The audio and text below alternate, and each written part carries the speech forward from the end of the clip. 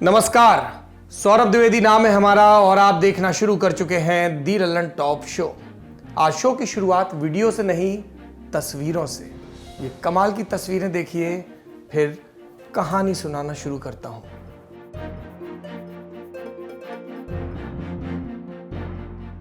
शेफाली वर्मा दुनिया की number 1 T20 बल्लेबाज।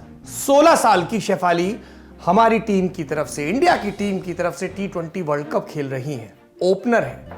नंबर 1 बनने के लिए शेफाली ने कुल 19 स्थानों की लंबी छलांग लगाई। उन्होंने न्यूजीलैंड की सूजी बेट्स की जगह ली, जो अक्टूबर 2018 से लगातार नंबर 1 बल्लेबाज बनी हुई थी। वर्ल्ड कप में ग्रुप ए से भारत सेमीफाइनल तक पहुंच गया है और इसमें शेफाली का बड़ा हाथ है। वो हरियाणा के रोहतक की रहने वाली हैं। 5 बरस की थी तब से क्रिकेट खेल रही हैं। उनके पिता संजीव वर्मा पेशे से सोने का काम करते हैं। क्रिकेटर बनना चाहते थे। सोने का काम से मेरा तात्पर्य है कि जो आभूषण इत्यादि का काम होता है। क्रिकेटर बनना चाहते थे, सपना अधूरा रहा। अब बिटिया रानी सपना पूरा कर रही हैं। ये जब क्रिकेट एकेडमी जाती थी प्रैक्टिस के लिए, तब इन्हें कोच साहब हम उम्र लड़कियों के साथ खेलने नहीं देते थे, क्योंकि कोच जो है अश्विनी कुमार, उन्हें डर था कि शेफाली तो हनक के शॉट मारेंगी, दूसरी लड़कियां चोटिल हो जाएंगी। कुछ ही महीनों के बाद शेफाली को 15 से 18 साल की जो एज कैटेगरी उसके लड़कों के साथ खेलने के लिए भेजा गया और फिर इन्होंने हरियाणा के रणजी बॉलर्स की, जो मेंस टीम के रणजी बॉलर्स हैं, उनकी सुताई चालू की और अब पूरी दुनिया में इनका डंका बज रहा है।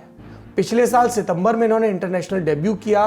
कई जगह इनके नाम के साथ लेडी सहवाग लिखा जा रहा है, लेकिन हम इस तरीके के मेटाफर्स यूज करने से सायास बचते हैं, क्योंकि शेफाली वर्मा अपने आप में एक विशेषण है। शेफाली की कहानी के बाद बारी दिन की सुर्खियों की। पहली सुर्खी निर्भया मामले से जुड़ी है। मामले में दोषी पवन की दया याचिका आखिरकार राष्ट्रपति ने खारिज कर दी। इसी के साथ मामले के चारों दोषी मुकेश सिंह, विनय शर्मा, अक्षय ठाकुर और पवन गुप्ता के लिए सजा से बचने के सभी रास्ते बंद हो चुके हैं। अब इंतजार है तो एक नए डेथ वारंट का, जिसके बाद इन सभी को तिहाड़ में फांसी होगी। दूसरी सुर्खी अफगानिस्तान से है। 3 मार्च को डोनाल्ड ट्रंप ने तालिबान के नेता मुल्ला अब्दुल गनी बरादर से फोन पर बात की। ये तालिबान के पॉलिटिकल विंग का मुखिया है। ट्रंप ने कहा बहुत अच्छी बात हुई। 4 मार्च यानी आज के दिन खबर आ गई इस बहुत अच्छी कथित बात के बाद कि तालिबान ने अफगानिस्तान के कुंदूज और उरुगजान प्रांत में कम से कम 20 अफगानिस्तानी सैनिकों की हत्या कर दी। तालिबान पहले से कह रहा था कि हमारा शांति समझौता अमेरिका के साथ है, अफगान सेना से नहीं।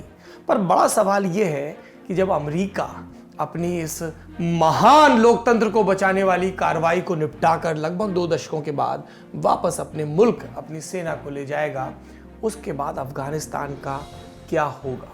तीसरी सुर्खी उन्नाव गैंगरेप केस से जुड़ी हुई है। पूर्व भाजपा, पूर्व सपा, पूर्व बसपा विधायक कुलदीप सिंह सेंगर उन्नाव गैंगरेप केस में उम्र कैद की सजा काट रहा है। अब उसे रेप पीड़िता के पिता की हत्या का दोषी भी पाया गया है। यह हत्या पुलिस थाने में हुई थी। इस मामले में 11 लोगों को आरोपी बनाया गया था। दिल्ली की 30 हजारी कोर्ट ने 4 लोगों को बरी कर दिया, 7 को दोषी पाया। इसमें यूपी पुलिस के 2 अधिकारी, एक SHO और दूसरा सब इंस्पेक्टर भी शामिल है। 12 मार्च को इन दोषियों की सजा का ऐलान होगा। चौथी सुर्खी दिन भर डेवलपिंग मोड में रही। मध्य प्रदेश में जब से कमलनाथ के नेतृत्व में कांग्रेस की सरकार बनी है, तब से बातें चल रही हैं, विधायक जा सकते हैं, सरकार जा सकती है। 3 मार्च की रात को भी हुआ। दिग्विजय सिंह ने दावा किया कि भाजपा कांग्रेसी विधायकों को 25-30 करोड़ रुपए प्रति विधायक का लालच दे रही है। ट्वीट करके कहा कि भाजपा के नेता भूपेंद्र सिंह बसपा से निष्कासित विधायक रमाबाई को एक चार्टर्ड प्लेन से दिल्ली ले गए। फिर रमाबाई की सफाई आई कि हमारा घर परिवार का लोग बीमार है तो उनको देखने के लिए जा रहे हैं। फिर कांग्रेस का इल्जाम आया कि 10 कांग्रेसी विधायकों को भाजपा ने गुरुग्राम के एक होटल में कैद कर लिया है। 4 मार्च की दोपहर तक कांग्रेस ने कहा अब 4 रह गए हैं। कमलनाथ ने कहा हमने विधायकों से कह दिया पैसा रख लो, बाकी बने यहां रहो। फिर कहा कि बाकी लौट आए। फिर मध्य प्रदेश के जो भाजपा के अध्यक्ष हैं VD शर्मा, उनका बयान आया, कहा सब आरोप बेकार है। फिर शिवराज सिंह चौहान का बयान आया, उन्होंने भी कांग्रेस की खिल्ली उड़ाई। फिर सूत्र सामने आए, उन्होंने टीवी वालों से कहा कि भाजपा के नेता और शिवराज सरकार में वरिष्ठ काबीना मंत्री रहे नरोत्तम मिश्रा, उनका एक बयान कि 20 कांग्रेसी विधायक भाजपा के संपर्क में हैं। इतनी सारी गिनती और बयान सुन लिए, असल गिनती क्या है? 230 सदस्यों वाली मध्य प्रदेश विधानसभा है। इसमें कांग्रेस के पास 114 हैं, भाजपा के पास 107 हैं। बाकी सब खेला इधर उधर का है। कमलनाथ दावा कर रहे हैं कि सरकार मजबूत है। टिप्पणीकार कह रहे हैं कहीं ऑपरेशन कमलम की तैयारी तो नहीं। जैसे कर्नाटक में दिन बहुरे वैसे यहाँ भी बहुर सकते हैं। इन सब के बीच शाम ढलते ढलते सीएम के आवास पर कांग्रेस के विधायक भी जमा हो गए। बाकी कमलनाथ सरकार के मंत्री उमंग संगार का बयान तो है ही, जिसमें उन्होंने इशारों में इशारा कर दिया कि दिग्विजय सिंह राज्यसभा की सीट पाने के लिए छटपटा रहे हैं, इसलिए ये सब बयानबाजियां हो रही हैं। पांचवी सुर्खी, जम्मू कश्मीर से इंटरनेट पर लगी सभी पाबंदियां इस राज्य से खत्म हो गई हैं। वेबसाइट की कोई व्हाइट लिस्ट भी नहीं है। व्हाइट लिस्ट उन वेबसाइट्स की सूची थी जिन्हें प्रशासन ने जम्मू कश्मीर में शुरू किया था। अब ये सिस्टम खत्म हो गया है, यानी सोशल मीडिया पर लगी रोक भी हट गई है। लेकिन फिलहाल इंटरनेट 2G की स्पीड पर ही चलेगा और हम चलेंगे बड़ी खबर की तरफ। बड़ी खबर में सबसे पहले सबसे जरूरी बात, हमारी और आपकी सेहत की बात, कोरोना वायरस की बात। ये बार बार क्यों कर रहे हैं? क्योंकि खतरा देश में तेजी से बढ़ रहा है। मरीजों का कुल आंकड़ा 28 हो गया। दिल्ली, तेलंगाना, आगरा, जयपुर सब तरफ से संक्रमित लोगों की खबरें आई। हमने बीते दिन आपको आगरा की बात बताई थी। वहां करीब 50 और लोग कोरोना के लक्षण बताते हुए जांच के लिए अस्पताल पहुंचे हैं। और महाराष्ट्र, मुंबई और पुणे से मामले सामने आ रहे हैं। शहर दर शहर, दिन दर दिन कोरोना का डर बढ़ रहा है। इन सब के बीच हमारे देश के स्वास्थ्य मंत्री हर्षवर्धन, उन्होंने प्रेस कॉन्फ्रेंस की और कहा लोगों को घबराने की ज़रूरत नहीं है। सरकार इस वायरस के फैलाव को रोकने के लिए पूरी तरह से तैयार है। स्वास्थ्य मंत्री ने तैयारियों के बारे में कैबिनेट को भी बताया और फिर देश को भी, कि देश के बाहर से आने वाले हर आदमी की स्क्रीनिंग की जाएगी। अभी तक सिर्फ वायरस से सबसे ज़्यादा प्रभावित देशों से आने वाले लोगों की ही स्क्रीनिंग हो रही थी। इसके अलावा क्या होगा? वायरस के संक्रमण की जांच करने वाली लैब्स की संख्या बढ़ाकर 34 कर दी गई है। और आगे की तैयारियां खुद स्वास्थ्य मंत्री से सुनिए। दिल्ली सरकार से भी हमने अनुरोध किया है कि अपने सभी अस्पतालों में एंटिसिपेट करके कि अगर कल को केसेस इत्यादि की संख्या किसी भी कारण से बढ़ती है या आइसोलेशन इत्यादि के लिए हमें सस्पेक्टेड लोगों को भी प्रॉपर फैसिलिटीज़ में आइसोलेट करने की ज़रूरत पड़ती है, तो वो भी अपने सभी अस्पतालों में अच्छी क्वालिटी की जो आइसोलेशन की फैसिलिटीज़, आइसोलेशन के वार्ड्स, उनको तुरंत डेवलप कर लें। हम प्रयास कर रहे हैं कि अगर ईरान की सरकार ने हमारे को सहयोग किया तो ऑलरेडी हमने एक वैज्ञानिक अपने कल भेज दिए हैं। अभी 4 बजे 3 वैज्ञानिक और जा रहे हैं और आज रात को हम लोग एक ईरान में भी लैब को एस्टैब्लिश करने के लिए अपना सारा इक्विपमेंट इत्यादि सारी चीज़ें भेज रहे हैं। वायरस के संक्रमण पर प्रधानमंत्री नरेंद्र मोदी ने भी ट्विटर पर चिंता दिखाई। फिर से लिखा कि कोरोना वायरस की वजह से होली मिलन के किसी भी कार्यक्रम में हिस्सा नहीं लेंगे। इस ऐलान का ट्विटर पर असर भी दिखा। गृह मंत्री अमित शाह की तरफ से भी ऐसी बातें सामने आई। फिर पता चला कि अमित शाह की 15 मार्च को हैदराबाद में होने वाली रैली भी रद्द कर दी गई है। इसके अलावा दिल्ली के मुख्यमंत्री अरविंद केजरीवाल ने भी होली मिलन समारोह कैंसिल कर दिया। वजह दिल्ली की हिंसा को बताया। जब नेता कार्यक्रम रद्द करते दिखे तो चिंताएं भी उठी। बात चली कि होली मिलन की तरह मास गैदरिंग भी टालनी है क्या? स्कूल में जुटे बच्चे मास गैदरिंग, कोई एक साथ समूहों में सिनेमा में जाता है या बाजारों में जाता है। क्या बच्चों को स्कूल भेजने का कोई डर है? ये एक बड़ा सवाल है जो आपके जैसे कई अभिभावकों के, गार्जियंस के मन में होगा। इस सवाल का जवाब देश के स्वास्थ्य मंत्री डॉक्टर हर्षवर्धन की तरफ से आया। उन्होंने कहा कि अभी स्कूलों को बंद करने की ज़रूरत नहीं है। हमने आपको सरकारों और नेताओं की तैयारी बताई, पर एक तैयारी है जो हमें और आपको करनी है।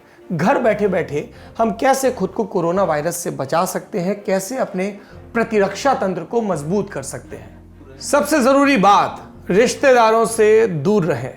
किन रिश्तेदारों की बात हो रही है? इससे पहले कि रिश्तेदार खफा हो, उनसे जो कोरोना वायरस से जूझते देशों से लौटे हैं। फूफा जी चाइना से, मामा जी ईरान से, निम्मी आंटी इटली से लौटी हैं, तो गिफ्ट लेने के फेर में चले मत जाइएगा। सीधे संपर्क में आने से बचिए।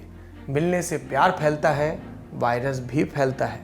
आपको लगेगा मामा जी तो चंगे हैं, तंदुरुस्त हैं, कोई खांसी जुकाम नहीं आ रहा, लेकिन ये सत्य नहीं हो सकता है, क्योंकि कई बार लक्षण कुछ ठहर कर सामने आते हैं। वर्ल्ड हेल्थ ऑर्गेनाइजेशन WHO इसके मुताबिक कोरोना वायरस के लक्षण संक्रमण होने के बाद कई बार 1 से 14 दिनों के फासले में नजर आते हैं, कई बार 24 दिन बाद भी दिखे हैं। इसलिए थोड़ा सा दूरी जरूरी है सनम। याद रखिए, कोरोना वायरस का ड्रॉपलेट इन्फेक्शन होता है, यानी कि संक्रमित मरीज के थूक के छींटों से इन्फेक्शन हो सकता है। मरीज के 1 मीटर के दायरे में आए लोगों के संक्रमण के चपेट में आने की आशंका रहती है। इसलिए एहतियातन कई उपाय कर सकते हैं। कुछ उपाय तो हमारे देश के सेहत मंत्री और खुद ENT स्पेशलिस्ट डॉक्टर हर्षवर्धन ने बताए। अगर इन्फेक्शन किसी को है, हम अपने इसलिए उसमें बार बार बोलते हैं कि अपने हाथ को फ्रीक्वेंटली हम धोते रहें, साबुन से वॉश करते रहें, 20 सेकंड तक कम से कम अच्छी तरह से वॉश करें। हैंड शेक की जगह आई रिकमेंड कि भाई अगर अभिवादन किसी का करना है, नमस्ते करके हम कर लेते हैं। हाथ को जो है, अगर ये भी एक तरीका हो सकता है, इससे सेफर तरीका रादर देन दिस कि मैं अपने खांसते छींकते समय हम टिश्यू पेपर का यूज़ करें, उसको फिर डिस्ट्रॉय करें, प्रॉपर जगह पे ट्रैश उसको उसमें पहुंचाएं, और हाथ को बार बार अपने मुंह पर, नाक पर, आंखों पर हम ना लेके जाएं। जिन सरफेसेस को हम बार बार टच करते हैं उनको क्लीन रखें। ये कुछ ब्रॉड प्रिकॉशंस हैं। डॉक्टर हर्षवर्धन के मुताबिक अभी हालात ऐसे नहीं हुए कि हर कोई मास्क लगाकर घूमे, लेकिन फिर भी अगर आप पब्लिक प्लेस में जा रहे हैं, अपनी सेहत को लेकर फिक्रमंद हैं, तो N95 मास्क इस्तेमाल कर सकते हैं।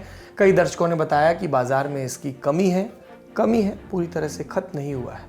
संक्रमण रोकने के लिए हाथ धोना बहुत ज़रूरी है। कई मित्रों ने बताया सैनिटाइज़र तो गायब हो गया है।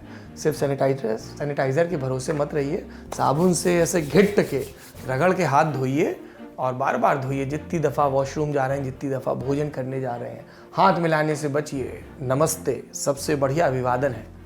US centre for disease control ये भी हमें कुछ सलाह दे रहा है। क्या? कि सैनिटाइज़र भी वही कारगर है जिसमें 60% से ज़्यादा अल्कोहल हो। यानी सिर्फ साबुन से हाथ धोना पूर्णतः फलदायी नहीं है।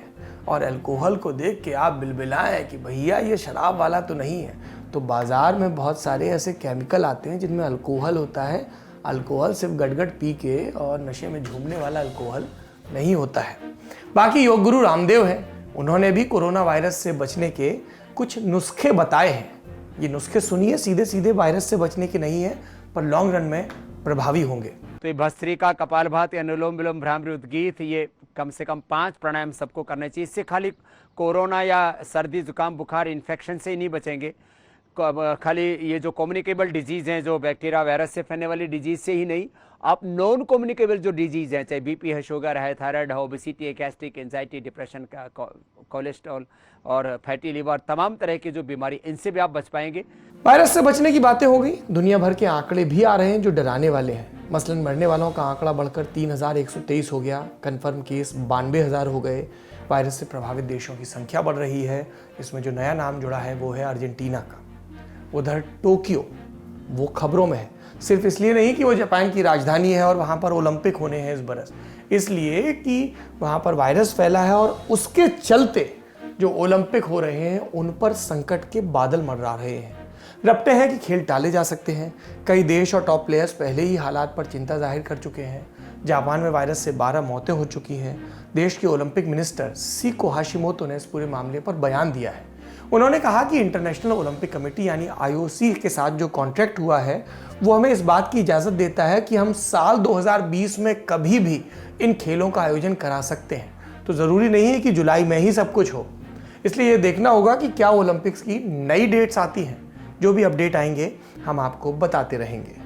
बहुत सारी बुरी खबरें सुन ली, अब एक ऐसी खबर सुने जिससे थोड़ी राहत मिले। कोरोना की मृत्यु दर 3.4% है, पर फीसदी में हमें इंसान समझ में नहीं आते। यूँ समझिए कि यदि 1000 लोगों को कंफर्म हुआ है कोरोना के वायरस का संक्रमण, तो उसमें सिर्फ 34 व्यक्ति ही ऐसे हैं जिनकी जान जा सकती है। बाकी ठीक हो सकते हैं। अपनी तैयारी रखिए, खेलिए, खाइए, मजबूत रहिए और संक्रमण से दूर रहने का हर मुमकिन उपाय करिए। अब बात करेंगे देश की संसद की। लोकसभा में आज तीसरा दिन भी हंगामे की भेंट चढ़ गया। कांग्रेस ने साफ कर दिया था कि जब तक सरकार दिल्ली के दंगों पर चर्चा नहीं करेगी, संसद में काम नहीं होगा। दोनों सदनों में यही हुआ।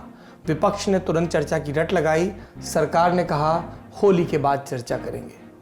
संसदीय कार्य मंत्री प्रहलाद जोशी, उन्होंने लोकसभा में आज फिर कहा सरकार दिल्ली की हिंसा पर चर्चा करेगी, लेकिन 11 मार्च को लोकसभा में और 12 को राज्यसभा में। हमने कल भी ये बताया, yesterday also we have communicated that after restoring the normalcy, 11 तारीख को लोकसभा में दिल्ली के जो अनफॉर्चुनेट इंसिडेंट हुआ है, राइट हुआ है, उसके लिए चर्चा के लिए हम तैयार है। अभी होली भी आ रहे हैं, ये सब मद्देनजर रखते हुए हमने पूरा चर्चा करने के लिए तैयार है 11 को लोकसभा में। प्रहलाद जोशी का यह बयान विपक्षी बेंच को कारगर नहीं लगा, इसलिए 11:15 बजे जो कार्रवाई शुरू हुई तो उसको स्थगित कर दिया गया 12 बजे के लिए। जब दोबारा शुरू होनी थी उससे पहले कांग्रेस के सांसदों ने एक बैठक की, जिसमें लोकसभा में पार्टी के नेता अधीर रंजन चौधरी, उनके दिल्ली वाले दफ्तर में तोड़फोड़ और दिल्ली हिंसा को लेकर बातें की गई। फिर 12 बजे जब कार्रवाई शुरू हुई लोकसभा की दोबारा, तो हंगामा भी दोबारा शुरू हो गया। लेकिन इन सब के बीच सरकार अपना काम करती रही। Indian Institute of Information Technology laws amendment bill 2020 पेश हुआ। बजट में वित्त मंत्री निर्मला सीतारमण ने डायरेक्ट टैक्स के मामले निपटाने के लिए विवाद से विश्वास स्कीम की बात की थी। इसके तहत लोग विवादित टैक्स की राशि भरकर जुर्माने से बच सकते हैं। इस स्कीम को लागू करने के लिए सरकार ने आज डायरेक्ट टैक्स विवाद से विश्वास बिल 2020 भी लोकसभा से पास करा लिया। ये काम होता रहा, हंगामा होता रहा और फिर दोपहर 2 बजे के करीब लोकसभा को दिन भर के लिए स्थगित कर दिया गया। राज्यसभा में भी दिल्ली हिंसा का मुद्दा हावी रहा। सपा, कांग्रेस और लेफ्ट पार्टियों ने आज फिर नियम 267 के तहत चर्चा की मांग की। इसके तहत सदन अपना नियमित काम एक तरफ रखकर किसी खास मुद्दे पर चर्चा कर सकता है। सुबह 11 बजने से कुछ ही देर बाद राज्यसभा को दिन भर के लिए हंगामे के बीच स्थगित करना पड़ा। हंगामा सदन के बाहर भी रहा। लेफ्ट पार्टियों के सांसदों ने गांधी जी की प्रतिमा के सामने प्रदर्शन किया और गृह मंत्री अमित शाह के इस्तीफे की मांग की। बड़ी खबर में अब बात करेंगे लोकपाल की। 2011 में दिल्ली में भ्रष्टाचार के खिलाफ रामलीला मैदान में आंदोलन चला तो पब्लिक की जबान पर 2 शब्द चढ़े, अन्ना हजारे और लोकपाल। पब्लिक मान गई कि लोकपाल कुछ ऐसा होता है जो देश के लिए जरूरी है। दिसंबर 2013 में जाकर लोकपाल और लोकायुक्त के लिए कानून बने, पर मामला ठंडे बस्ते में रहा। मार्च 2019 में जाकर देश के पहले लोकपाल बने सुप्रीम कोर्ट के रिटायर्ड जज पिनाकी चंद्र घोष। लेकिन तब से अब तक मामला कमोवेश ठन गोपाल वाला था। शिकायतें दर्ज करवाने को लेकर कोई तय फॉर्मेट नहीं था। अब करीब 11 महीने के बाद सरकार ने शिकायत दर्ज कराने को लेकर नियम जारी किए हैं, जिनको आज हम समझेंगे आसान भाषा में। क्या है शिकायत के नियम? Ministry of personnel public grievances and pensions ने 2 मार्च को इसे लेकर नोटिफिकेशन जारी किया। इसके मुताबिक एक्ट के सेक्शन 14 उसमें कहा गया है सब सेक्शन 1A में कि पब्लिक सर्वेंट के खिलाफ शिकायतों पर फुल बेंच फैसला लेगी कि शिकायत पर विचार करना है या नहीं। सेक्शन 14(1) इसका सेकंड क्लॉज कहता है कि यह पूछताछ कैमरे की निगरानी में होगी। अगर लोकपाल को लगता है कि शिकायत खारिज करने लायक है तो पूछताछ के रिकॉर्ड ना ही प्रकाशित करवाए जाएंगे, ना ही किसी को उपलब्ध कराए जाएंगे। अगर कोई देश के मौजूदा प्रधानमंत्री या पूर्व प्रधानमंत्री के खिलाफ शिकायत करता है तो फुल बेंच तय करेगी कि इस पर सुनवाई शुरू हो या नहीं। किसी केंद्रीय मंत्री या सांसद के खिलाफ शिकायत करने पर 3 सदस्यों की समिति फैसला करेगी कि शिकायत लेनी है या नहीं। जांच पूरी होने तक लोकपाल को शिकायत करने वाले की आइडेंटिटी को सुरक्षित रखना होगा, जब तक शिकायतकर्ता खुद किसी संबंधित अथॉरिटी को अपनी आइडेंटिटी नहीं बता देता। नियमों में यह भी बताया गया कि अगर शिकायत अवैध, अस्पष्ट, ओछी है तो उन्हें खारिज किया जा सकता है। अगर शिकायत किसी पब्लिक सर्वेंट के खिलाफ नहीं है तो भी खारिज हो सकती है। इसके अलावा अगर उन पर किसी कोर्ट, ट्रिब्यूनल या अथॉरिटी में मामला पेंडिंग है तब भी कैंसिल की जा सकती है।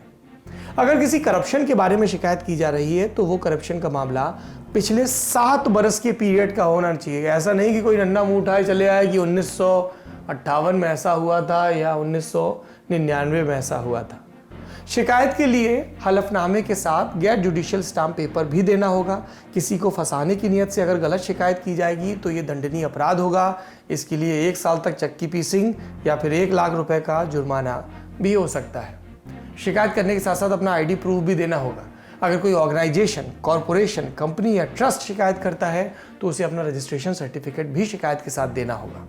शिकायत व्यक्तिगत रूप से की जा सकती है, डाक से की जा सकती है, इलेक्ट्रॉनिक तरीके जैसे ईमेल इत्यादि से की जा सकती है।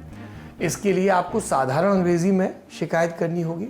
15 दिन के अंदर हार्ड कॉपी भी जमा करनी होगी अगर आप इलेक्ट्रॉनिक जरियों से शिकायत दर्ज करा रहे हैं। इसके अलावा शिकायत के लिए आप हिंदी, गुजराती, असमी, मराठी समेत हमारे संविधान की 8वीं अनुसूची में शामिल 22 भाषाओं में से किसी भी भाषा में भी शिकायत कर सकते हैं। Army act, navy act, air force act और कोस्ट गार्ड एक्ट के तहत पब्लिक सर्वेंट के खिलाफ जो इन सारे संस्थानों से जुड़े हैं, शिकायत यहां पर नहीं की जा सकती है। अगला सवाल, लोकपाल नियुक्त कैसे होता है? 5 लोगों की एक कमेटी नियुक्त करती है। कौन कौन होते हैं? प्रधानमंत्री, स्पीकर यानी कि लोकसभा अध्यक्ष, लोकसभा में नेता प्रतिपक्ष, ये 3 हो गए।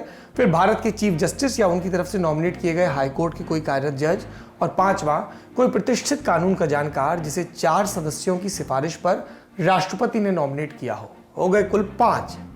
अब आप कहेंगे कि हमको भी लोकपाल बनना है। भाई, देश है, स्वतंत्र है, डेमोक्रेसी है, कोई भी बन सकता है, लेकिन कुछ शर्तें हैं लोकपाल बनने के लिए।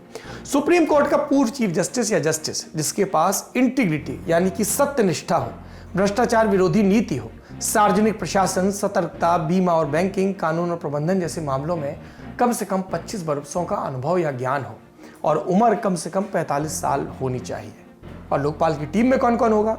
लोकपाल की बेंच में लोकपाल के अलावा अधिकतम 8 मेंबर हो सकते हैं, जिसमें 50% जुडिशरी के बैकग्राउंड से होंगे। इसमें सुप्रीम कोर्ट के पूर्व जज, हाई कोर्ट के पूर्व चीफ जस्टिस हो सकते हैं। आधे लोग नॉन जुडिशरी फील्ड से होंगे, लेकिन उन्हें भी भ्रष्टाचार विरोधी नीति, सार्वजनिक प्रशासन, सतर्कता, बीमा और बैंकिंग, कानून और प्रबंधन जैसे मामलों में कम से कम 25 बरस का एक्सपीरियंस होना चाहिए। 50% मेंबर अनुसूचित जाति, जनजाति, ओबीसी, अल्पसंख्यक और स्त्रियों के बीच से होंगे। लोकपाल के काम और ताकत क्या है? पहले काम बताते हैं। लोकपाल के क्षेत्राधिकार में प्रधानमंत्री, मंत्री, सांसद, ग्रेड ABCD अफसर सब आते हैं। इसके अलावा लोकपाल किसी बोर्ड, कॉर्पोरेशन, सोसाइटी, ट्रस्ट या स्वायत्त संस्था के चेयरपर्सन, सदस्य, अफसरों और डायरेक्टर्स की भी जांच करा सकता है। जुडिशरी को इससे बाहर रखा गया है। और प्रधानमंत्री, उनके खिलाफ आरोप के निपटारे के लिए विशेष प्रक्रिया अपनाई गई जो कि बेहद जरूरी है। प्रधानमंत्री लोकपाल के दायरे में है, लेकिन बहुत सारे विषयों में वे लोकपाल से परे हैं। अगर मामला इंटरनेशनल रिलेशन का है, इंटरनल सिक्योरिटी का है, पब्लिक ऑर्डर का है, एटॉमिक एनर्जी का है, स्पेस से जुड़े मामलों का है, तो फुल बेंच इस पर फैसला लेगी और 2/3 बहुमत से उसे पास होना चाहिए। अगर कोई सोसाइटी, ट्रस्ट या संस्था 10 लाख रुपए से ऊपर का विदेशी पैसा लेती है तो उसकी भी जांच हो सकती है। अब इसकी ताकतों के बारे में जानते हैं। लोकपाल शुरुआती पूछताछ अपनी विंग के पास भेज सकता है। अगर पहली नजर में उसे लगे कि मामला CBI या CVC जैसी किसी जांच एजेंसी को दिया जा सकता है तो दिया जा सकता है। लोकपाल भ्रष्ट तरीके से कमाई गई संपत्ति को जब्त करने का अधिकार रखता है। आप पूछेंगे, लोकपाल के मामलों की सुनवाई कहां होगी?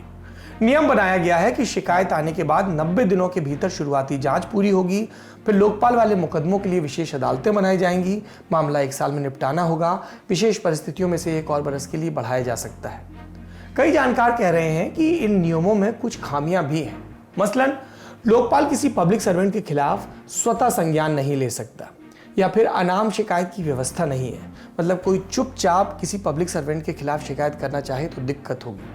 तीसरी बात, शिकायत भ्रष्टाचार के बाद 7 साल के भीतर ही की जा सकती है। यदि उससे 1-2 बरस, 10 बरस पुराना मामला है जो अब संज्ञान में आ रहा है तो उसकी शिकायत नहीं की जा सकती।